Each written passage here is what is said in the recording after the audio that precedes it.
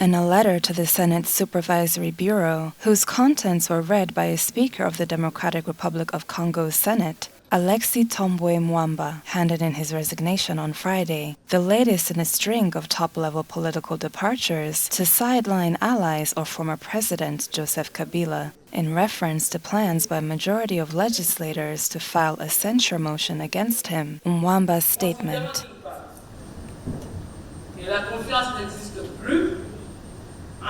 Considering on the one hand that there is no longer trust between a group of senators and myself, and on the other hand that the installation of a Bureau of Age now operational, I submit my resignation as President of the Senate.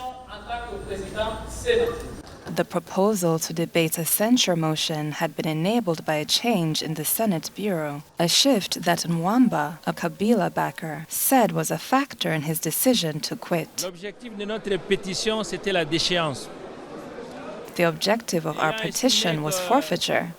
Having considered that there is no argument to meet our petition, the people concerned therefore preferred to resign, which means that my objective has been achieved.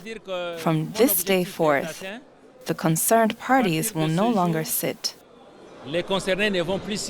These recent political moves follow a tussle for power between supporters of Kabila and President Felix Tshisekedi, who succeeded the long-ruling leader in January 2019.